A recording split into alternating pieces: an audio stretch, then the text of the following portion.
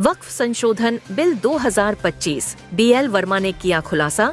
अब वक्फ संपत्तियों की लूट पर लगेगी लगाम। भारतीय जनता पार्टी भाजपा महानगर मुरादाबाद द्वारा मंगलवार को दिल्ली रोड स्थित टिमिट सभागार में वक्फ सुधार जन जागरण अभियान 2025 के अंतर्गत एक संगोष्ठी का आयोजन किया गया। इस अवसर पर मुख्य वक्ता के रूप में केंद्रीय राज्य मंत्री उपभोक्ता मामले, खाद्य एवं सार्वजनिक वितरण तथा सामाजिक न्याय एवं अधिकारिता मंत्रालय श्री बी. वर्मा ने वक्फ संशोधन विधेयक 2025 पर विस्तृत रूप से प्रकाश डाला। श्री वर्मा ने कहा कि इस विधेयक के पारित होने से वक्फ संपत्तियों पर अवैध कब्जे, बंदरबांट और दुरुपयोग पर प्रभावी रोक लगेगी।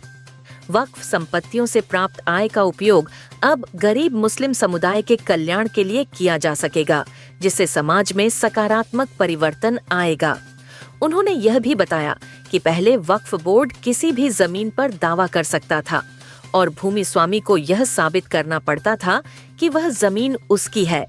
ऐसा न कर पाने पर जमीन वक्फ बोर्ड के अधिकार में चली जाती थी। नए कानून में पारदर्शिता, महिला सशक्तिकरण और अल्पसंख्यकों विशेषकर गरीब मुस्लिमों के हितों की सुरक्षा सुनिश्चित की गई है। श्री वर्मा ने विपक्ष पर निशाना साधते हुए कहा कि वे तुष्टीकरण की राजनीति के चलते इस विधेयक का विरोध कर रहे हैं, जबकि असल में यह कानून वक्फ संपत्तियों के न्यायपूर्ण और उत्तरदायी प्रबंधन के लिए एक मजबूत ढांचा प्रस्तुत करता है। उन्होंने कहा कि वक्फ बोर्ड और केंद्रीय वक्फ परिषद की भूमिका धार्मिक नहीं बल्कि नियामक है और यह सार्वजनिक हितों की रक्षा के लिए कानूनी अनुपालन सुनिश्चित करती है। विपक्ष की इस आलोचना पर कि सरकार वक्फ की प्रशासनिक नींव को कमजोर कर रही है, मंत्री ने स्पष्ट किया कि यह विधेयक एक धर्मनिरपेक्ष, पारदर्शी और जवाबदेह प्रणाली को सुदृढ़ करता है। साथ ही वक्फ बोर्डों में गैर मुस्लिम सीईओ और 2 गैर मुस्लिम सदस्यों की नियुक्ति का प्रस्ताव अल्पसंख्यकों के अधिकारों का उल्लंघन नहीं बल्कि उनके हित में एक संतुलित कदम है। इस कार्यक्रम की अध्यक्षता भाजपा महानगर अध्यक्ष श्री गिरीश भंडूला ने की। उन्होंने कहा कि यह नया कानून वक्फ बोर्ड को कमजोर नहीं बल्कि मजबूत करेगा। कांग्रेस ने वक्फ बोर्ड का दुरुपयोग किया, लेकिन अब इसका लाभ वास्तविक हकदारों यानी गरीब मुस्लिम समाज को मिलेगा। कार्यक्रम का संचालन महानगर उपाध्यक्ष श्री राहुल शर्मा ने किया। संगोष्ठी में प्रमुख रूप से भाजपा पश्चिम क्षेत्र के क्षेत्रीय महामंत्री श्री हरिओम शर्मा, महापौर श्री विनोद अग्रवाल, उत्तर प्रदेश गौ सेवा आयोग के सदस्य श्री दीपक गोयल, भाजपा अल्पसंख्यक मोर्चा महानगर अध्यक्ष अजीम पाशा, जनजागरण अभियान संयोजक नवदीप टंडन, सह संयोजक अजय वर्मा, कार्यक्रम संयोजक राजेश रस्तोगी, पद्मश्री दिलशाद हुसैन सहित कई गणमान्य व्यक्ति, पदाधिकारीगण और कार्यकर्ता उपस्थित रहे। मुरादाबाद से शेखर सिंह की रिपोर्ट। जनता के हित में नहीं है, एक उदाहरण देने का अगर काम करो, सन 1975 में आपातकाल लगाने का काम हुआ।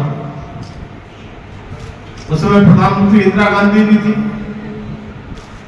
और उस समय संविधान में संशोधन इसलिए नहीं हुआ कि देश पर कोई संकट था, कोई देश पर चढ़ाई कर रहा था, हमारी सीमाओं को खतरा था।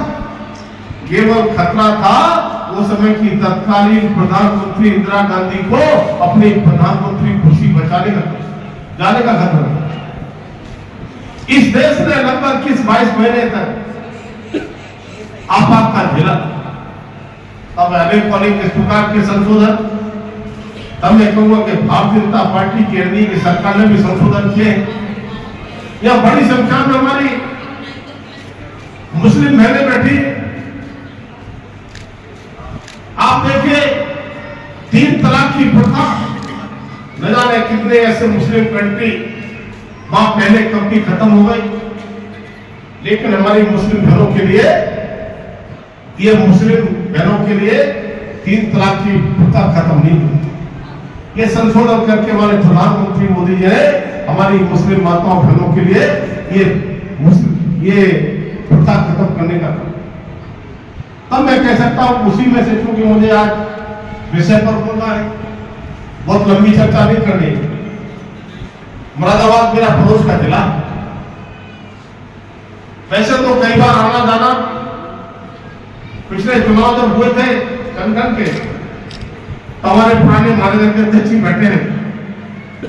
मैं यहाँ पर महानगर का जिला की कमेटी का, महानगर की कमेटी का, रामपुर का, ये सभी जिलों का चुनाव प्रभारी के रूप में यहाँ पर चुनाव करा के गया। समान बहनों भाइयों, संगठन का काम करते करते मैं कह सकता हूं कि भारतीय जनता पार्टी का नेतृत्व और माननीय प्रधानमंत्री मोदी के नेतृत्व में चलने वाली एनडीए की सरकार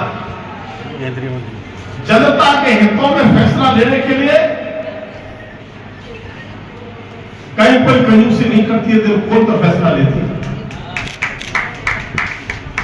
यहां हमारी माता बहनें बैठी है, कितने भाई बैठे हैं।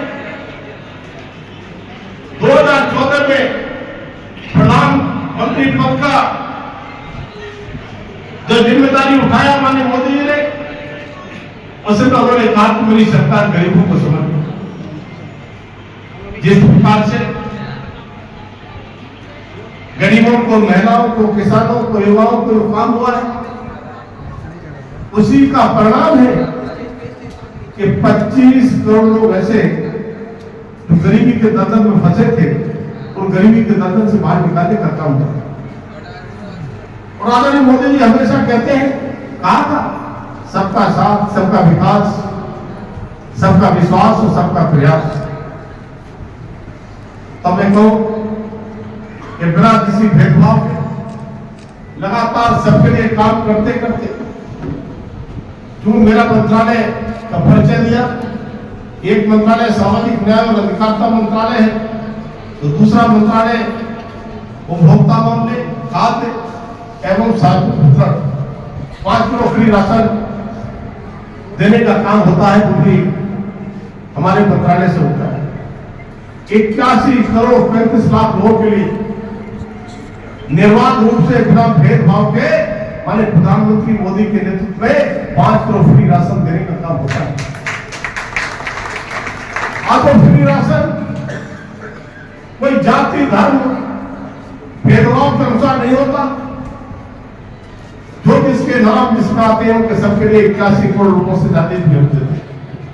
अब मैं हमारे साथियों को कहना चाहता हूं, वक्त संशोधन बिल, वक्त जन जागरण का अभियान जो हमारा चल रहा है, मुझे लगता है कि भारतीय जनता पार्टी के कार्यकर्ताओं से ज्यादा इस समय जरूरत है आप जैसे जो मुस्लिम समाज के ऐसे सामाजिक चेहरे जिनकी समाज में स्वीकारता है, क्योंकि आप इस बात को कहेंगे, मुझे लगता है कि वो ज्यादा धारदार तरीके से होगी। अब मैं कहना चाहता हूं, हमारा वक्त संशोधन बिल से पहले सन 1995 में भी संशोधन हुआ था, 2013 में भी संशोधन हुआ था यूपी की सरकार में।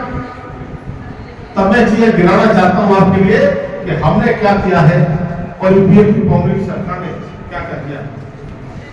मुझे याद आता है जिस समय कांग्रेस की सरकार थी,